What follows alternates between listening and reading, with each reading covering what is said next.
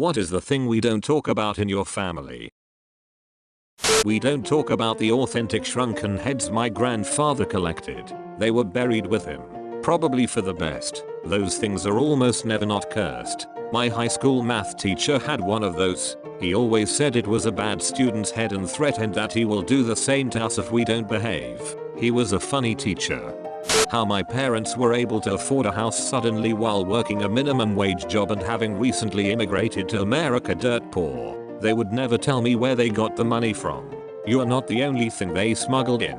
You definitely have a sibling out there they sold for house money. I know a guy who runs a successful used car dealership. I'm trustworthy enough that he told me about how he was failing to make it in American business and had his business fail, which was a store. He used gas stations to launder gas station credit accounts to get enough to get back on his feet so he could fix his first auction cars to get them ready for sale. I bought a car from him about 2 years ago. It's still going with 170k miles. He's pretty straightforward. He also helped me pressure a fellow used car dealer that was much less scrupulous.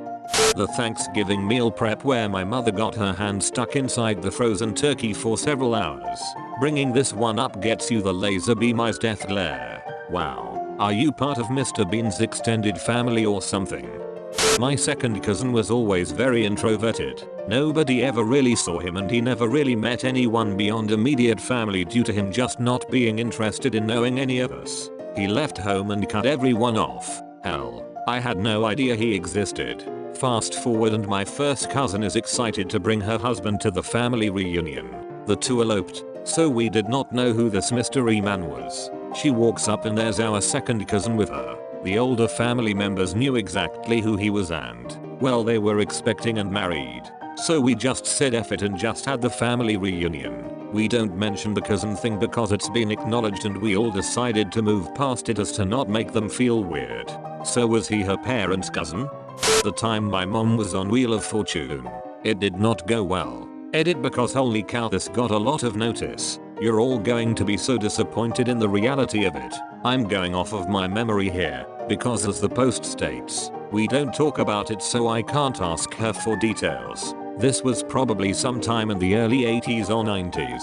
Basically she knew every puzzle but would spin one more time and each time hit bankrupt or lose a turn. After the taping, Pat Sajak, another thing we don't talk about in our family, said something along the lines of he'd never seen anyone with such bad luck. I think she got $100 in the board game. My brother and I tried to play it but she forbid it for many years. Why she didn't just throw it away I'm not sure. Many years later I got the Wheel of Fortune game for Nintendo and could only play when she wasn't home. Picturing Randy Marsh from South Park. I know it but I don't think I should say it. Logistically, my sister's first child cannot possibly have been her husband's biological child, but he claimed the child as his own. They eloped about 6 weeks before he was born. There is no way he wasn't deployed when conception took place. She hasn't ever said a single word about it but everyone knows. We're not sure if he's actually that bad at math or if he didn't care. My friend had a really effed up ex that would cheat on him all the time and break up with him. Lie. Say he beat her. She beat him. During one of her breakups she tells him she is pregnant and the baby is his. I was there when he got the phone call. Same with another friend and his dad. We were all like, she is a lying blanket isn't yours. He is in weird denial because he still loved her. Went with it. I even took screenshots of her messaging another friend on Facebook and saying the father is wonderful and is from city A. When my friend was from city B this didn't change my friend's mind. The baby came out with curly hair and brown eyes. They both have light blue eyes making it a guaranteed less than 1% chance it is his with that evidence alone. Didn't matter. 9 years later we ignore this fact because frankly he was the luckiest thing to ever happen to that child and her mother is a lying blank who is absolutely terrible. When my grandmother was diagnosed with end-stage cancer, she offered to kill my father who was caught blanking me. Edit. Yes, my grandmother was a badass but I'm biased. I really wish she could see this. She did survive for 7 years after her diagnosis. She was my mother's mother. She loved coffee, lots of cream and sugar, Carol Burnett, and teaching real estate. But most of all she loved her family. To all the survivors of abuse reading this, keep on keeping on. Don't let it define you. You were awesome before and you're awesome now. Your grandmother is incredibly badass. I caught my parents smoking weed once when I was young, and one day after I got yelled at for something, threatened that I knew a secret that could tear this family apart. I just finished taking DES, so I thought that was a big deal. My parents flipped out. Turns out my dad was having an affair and my mom only had slight suspicions, and I brought the whole thing to light. Well, that went 0 to 100 really quick. My grandfather had a lover 4 years before him and my grandmother divorced. He started seeing her a few years before I was born. Right after the divorce was final, my grandma died from cancer and my grandpa married his old lover. She has a son, 2 years older than me, looks just like him. No one has dared to ask any questions. I had 2 uncles. My uncle accidentally ran over his brother when they were in their 20s and drunk one night. The brother died a few days later. That's not talked about. Only found out from my aunt when she was under anesthesia and blurting out all kinds of shite.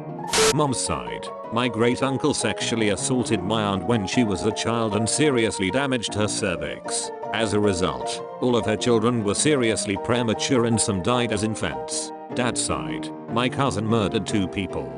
But when he wasn't doing heroin and strangling women, he kept in touch with my mom and found the best bargains on small decorative porcelain houses for her. How sweet. The rampant alcoholism. I'll drink to that.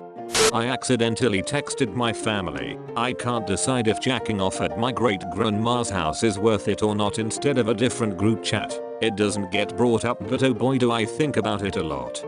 That my family was very involved with a small 50 family top secret cult that included preparing for the end of the world and stockpiling canned goods and water in $1 million barn in the woods surrounded by small cabins. My parents got recruited for this cult when I was 4 years old and left when I was 15. It was our whole life. Everything revolved around it.